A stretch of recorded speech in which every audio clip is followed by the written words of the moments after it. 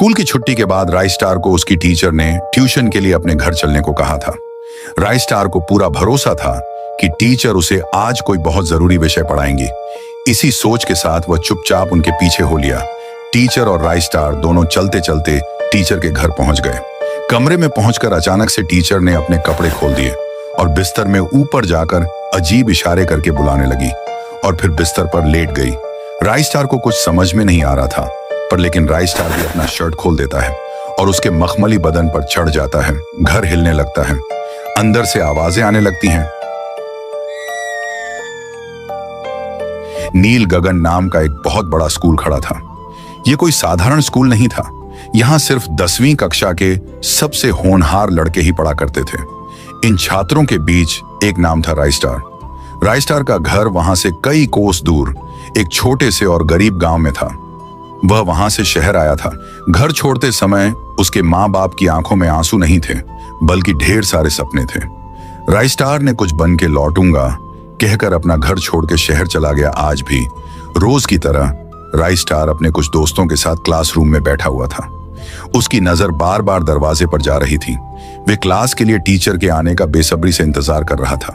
इंतजार कुछ मिनटों बाद उनकी टीचर पायल क्लासरूम में एंटर करती है। उनके आते ही सभी स्टूडेंट्स खड़े हो गए और गुड मॉर्निंग पायल ने उन्होंने धीरे से कहा। गुड मॉर्निंग बच्चों, अपनी अपनी जगह पर बैठ जाओ। उसके बाद तीनों नीचे बैठ गए, लेकिन टीचर पायल की नजर राइस्टार के ऊपर टिकी हुई थी। राइस्टार क्लास में नया था, लेकिन उसका व्यक्तित्व बाकियों से बिल्कुल अलग था। वह देखने में काफी हैंडसम और हट्टा कट्टा था, जो उसे बाकी शहरी बच्चों से जुदा करती थी। राइस्टार की सादगी और उसका आत्मविश्वास पायल के मन को छू गया था। पायल को यूं गहरी सोच में डूबे देखकर राकेश नाम का एक शरारती स्टूडेंट बोल उठा। मिस, आपको क्या हुआ? कौन सी सोच में डूबी हुई हो? प्लीज सिखाना शुरू कीजिए, वह हड़बड़ाते हुए बोली। अरे बच्चों, कोई खास बात नहीं है। मैं तो बस थोड़ा आज के टॉपिक के बारे में सोच रही थी। मैं सिखाना शुरू करती हूँ, ओके? इतना कहते ही टीचर पायल खुद को संभालती है और पढ़ाना शुरू कर देती है। तो बच्चों, कल हमने चैप्टर 11 सीखा था। आज हम बहुत इम्पोर्टेंट चैप्टर सीखने वाले हैं, चैप्टर 12 फोटोसिंथेसिस। तभी स्कूल की घंटी बजी। Tin tin tin. ये छुट्टी की घंटी थी। घंटी बजने के बाद टीचर पायल कहने लगी, बच्चों, स्कूल छूट गया है, कल हम नया कुछ सीखेंगे। आज के लिए इतना ही। राइस्टार को छोड़कर बाकी सभी स्टूडेंट अपने अपने घर जाओ। सभी स्टूडेंट जाने लगे। राइस्टार को कुछ समझ नहीं आया, लेकिन वह वहीं रुका। उसे कुछ समझ में नहीं आ रहा था कि अचानक उसे क्यों रोका गया है। पायल राइस्टार के सामने आई और एक गंभीर लेकिन नरम आवाज में बोली, राइस्टार, मैंने तुम्हें इन कुछ दिनों में अच्छे से परखा है। मैं देखती हूँ कि तुम्हारा दिमाग काफी तेज है।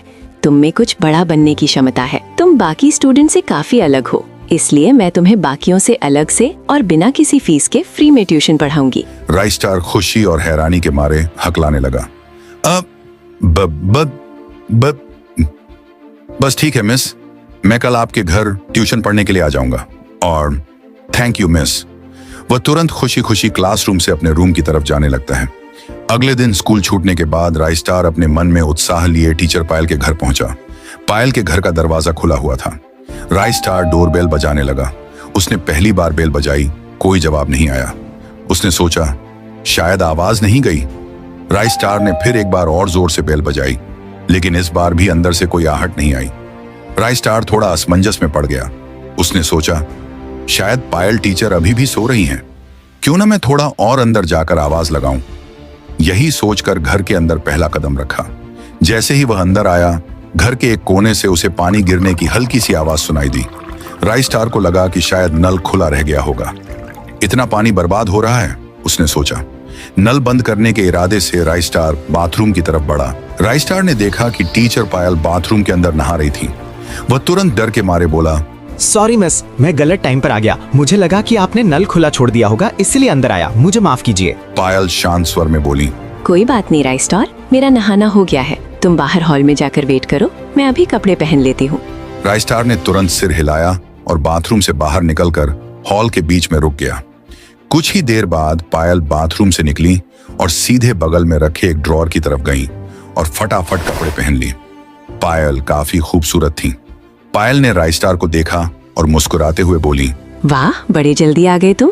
चलो ऊपर वाले कमरे में चलते हैं, हमारी ट्यूशन वहीं पर होगी। उसके बाद दोनों सीढ़ियों से ऊपर की मंजिल की तरफ जाने लगे।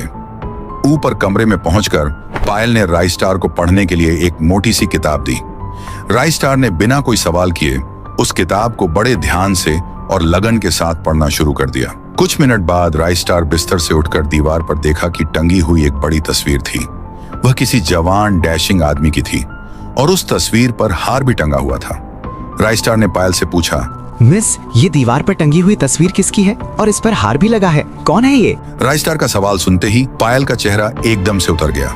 रोते हुए उन्होंने कहा, ये तस्वीर मेरे पति की है। 3 साल पहले की बात है, जब ये रात के टाइम पर ऑफिस से घर लौट रहे थे, तभी उनके सामने रॉन्ग साइड से एक बड़ी ट्रक आ गई। उनकी कार आउट ऑफ कंट्रोल होकर पास के एक पेड़ में जा लगी। हादसा इतना बड़ा था कि कार में आग लग गई, ब्लास्ट हो गई और उसी जगह पर उनकी मौत हो गई थी। ये उन्हीं की तस्वीर है। पायल के पति की दुखद कहानी सुनकर राइस्टार चौंक गया था।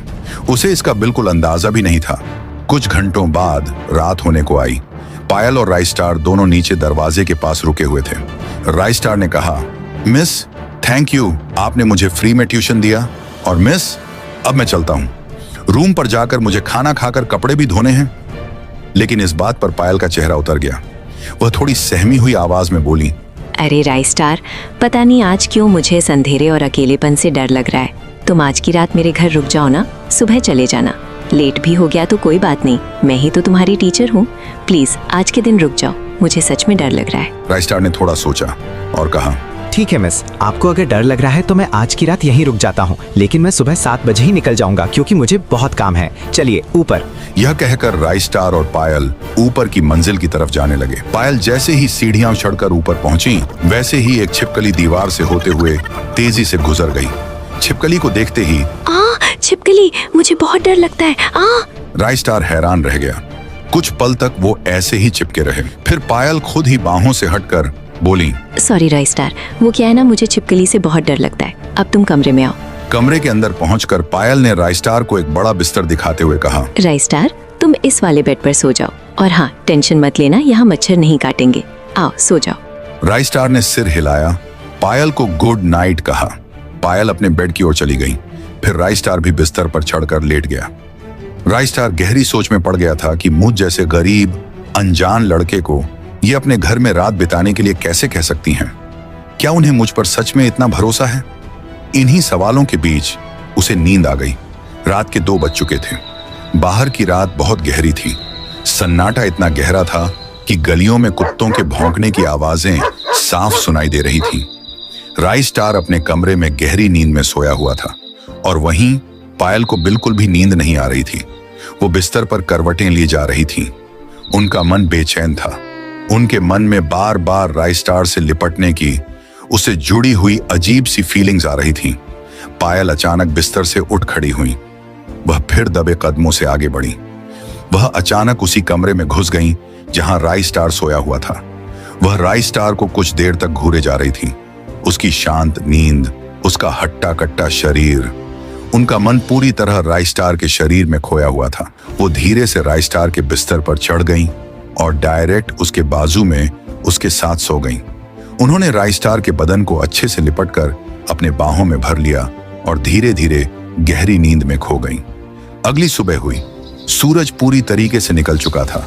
7:30 बज चुके थे और दोनों अभी तक सोए हुए थे। लेकिन तभी राइस्टार की नींद खुली। राइस्टार पायल को देखकर अचानक से डर के मारे बिस्तर से उछलकर उठ गया। राइस्टार की आवाज सुनकर पायल भी आंखें मलते हुए उठ गईं। राइस्टार ने घबराते हुए पूछा, अरे टीचर, आप मेरे साथ इस कमरे में? आप तो अपने कमरे में सोई थी ना, फिर आप यहाँ कैसे? पायल ने तुरंत झूठ बोला, अरे राइस्टार, क्या हुआ कि रात 1 बजे वो रात वाली छिपकली ना मेरे कमरे में आ गई थी। मुझे बहुत डर लग रहा था, इसलिए मैं तुम्हारे कमरे में आकर सो गई। राइस्टार ने यह किस्सा सच मान लिया। उसे लगा कि पायल अभी भी छिपकली से इतनी डरी हुई है।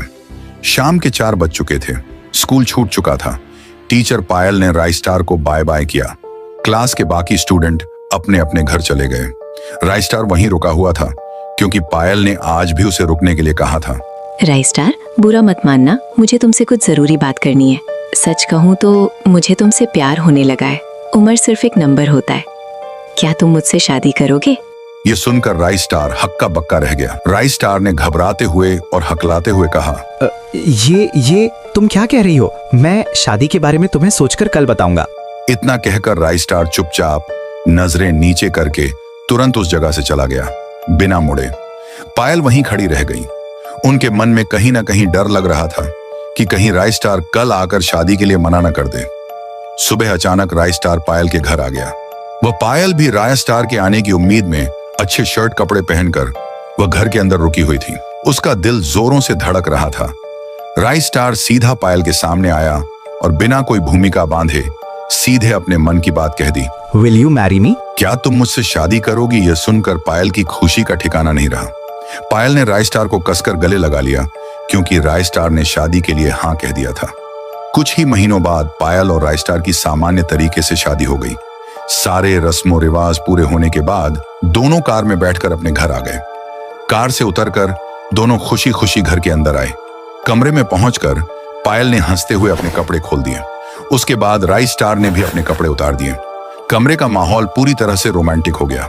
पायल बिस्तर पर चढ़ गई और प्यार भरी निगाहों से राइस स्टार को ऊपर आने के लिए बुलाने लगी और खुद बिस्तर पर लेट गई। राइस स्टार ने उसके बदन पर छलांग लगा दी। कमरा हिलने लगा। अंदर से आहटें और आवाजें आने लगी। छोड़ो। अगले दिन सुबह हुई।